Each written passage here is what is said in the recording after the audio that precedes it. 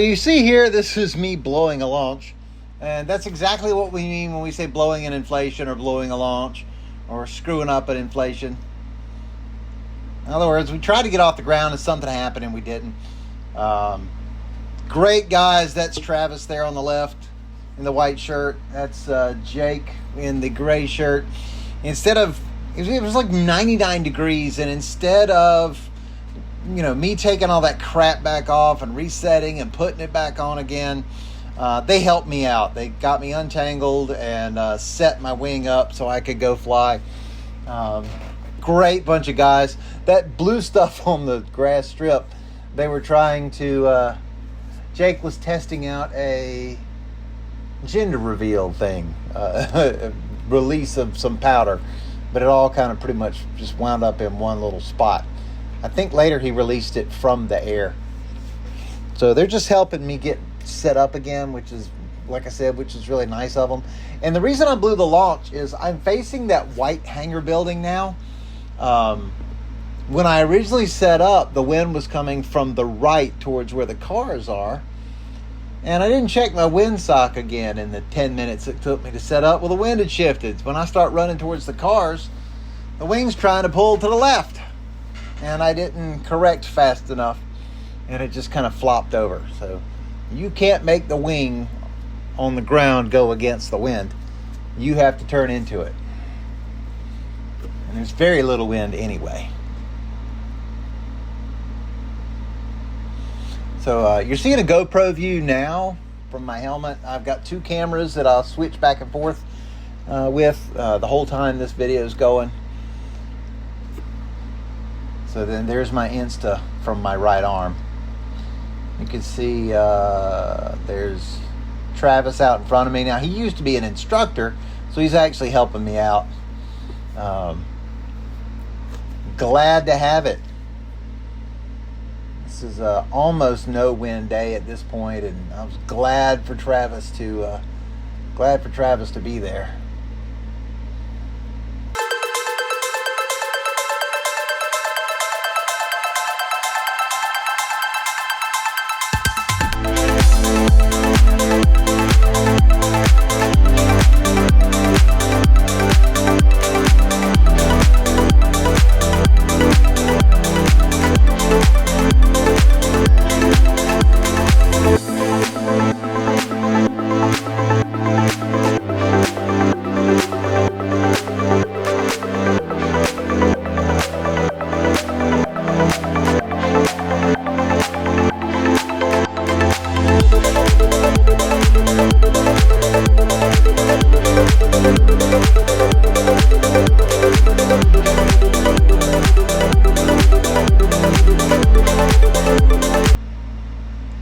See at one point Jake's paraglider and paramotor are on the ground, and it was his intent to come up with me, so I'm just kind of gonna circle back and forth around the field.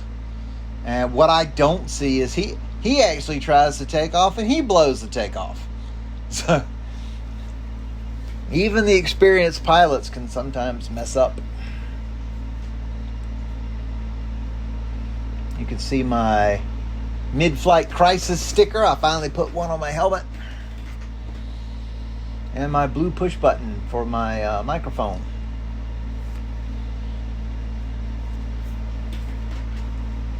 The Insta360 does such a great job of steadying itself. Meanwhile, here I am looking around with a GoPro.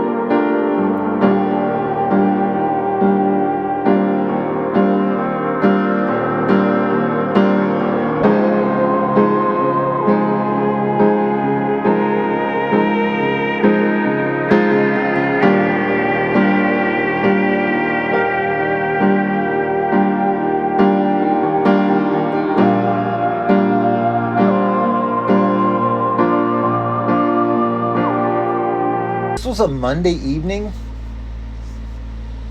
and thankfully there was nobody else flying. We had the whole airfield to ourselves. Nobody else was passing through the airspace or wanting to take off or land, so we had the whole airfield to ourselves. And they have really mowed down all those trees there to the left. I'm assuming they're putting in homes, but they have really done a number on the woods. At this point, I'm still waiting for Jake to take off. You may have seen one of my other videos, and I may have talked about it, I don't remember, where Travis went into the lake.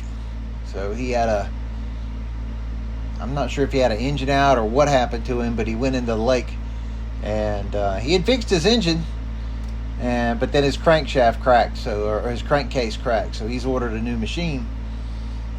So he's grounded until such time as his machine comes in. So it's going to be fun once he gets it and gets everything set up, ready to go.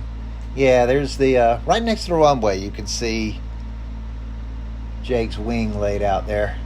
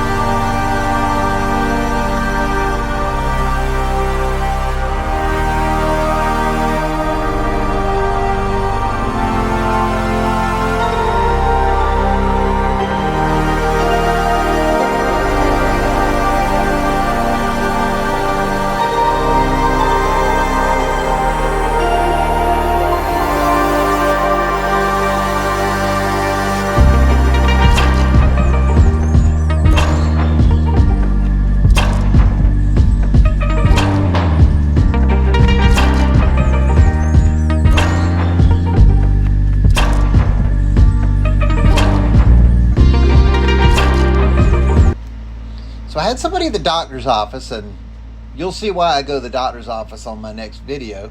I had somebody at the doctor's office ask me about this about paramotoring, and it was the doctor and one of the nurses, and they were like, "Hey, so how'd you hurt yourself?" And I said I was flying a paramotor, and they asked me all kind of questions. They're like, "Oh, do you come out here and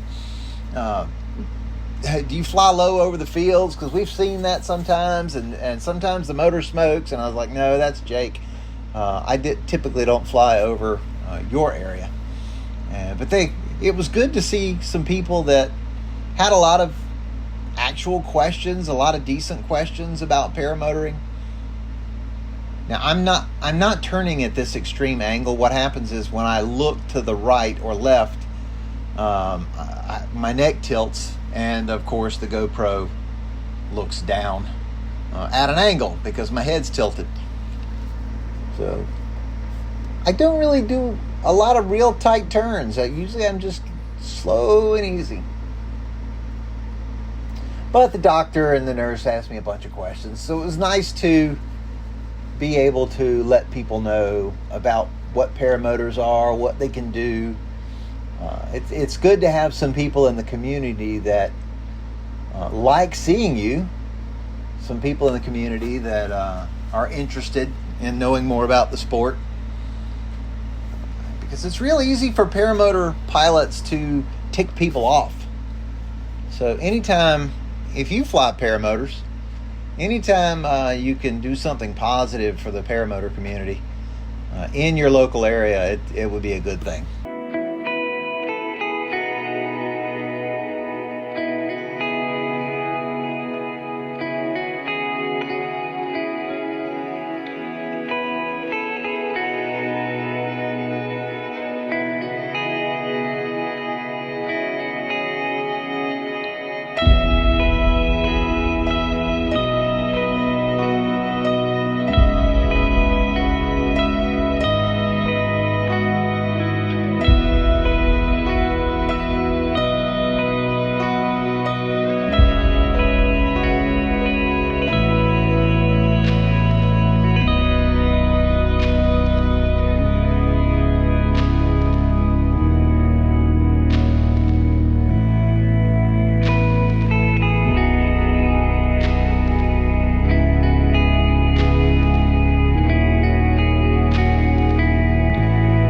what can we do and what can we not do as ultralight pilots. There's an argument online.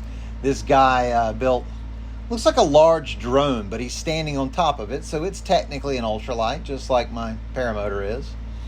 And he's flying through the downtown New York City, and he stops at a stoplight and kind of sets down on the road. Well, turns out they wound up giving him a ticket for something.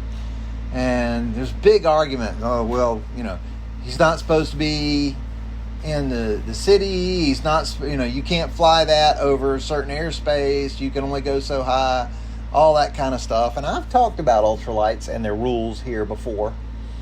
The area I'm in, of course, is Class E above the airport to 700 feet. Now, it's not the surface, so I can fly above this airport. Now, the place that I am off to the left side of the taxiway there, the left side of the airport property, that's where we're supposed to be. This airport uses a traffic pattern that switches sides based on which runway you're using. So we'll always be on this side of the runway. If you look on the right side of the screen, there's a road there with with houses. And remember, I said be good to the neighbors.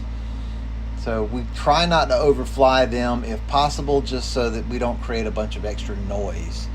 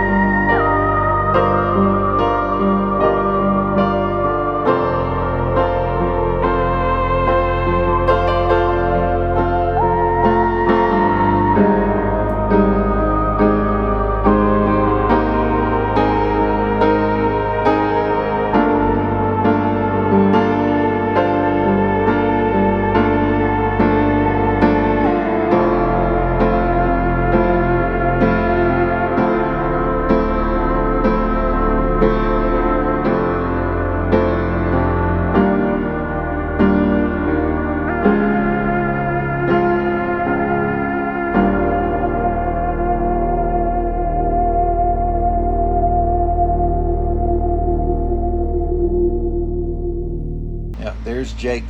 He's actually getting set up to fly again. Yeah, I'm coming in for a landing, and I land in exactly the spot that I want to land at. But when I start to lean forward, I have not released my shoulder straps enough, and I can't get all the way out of the seat. So I land exactly where I want to, but I land right on my face. So did not loosen my straps enough. I couldn't get all the way out of the seat, so I had a little bit of trouble there. My bad, but overall it wasn't a bad landing. It looked gross, but I didn't hurt anything and didn't hurt me. So wait till next time, though. Check my next video. Remember, rule 1, don't go splat.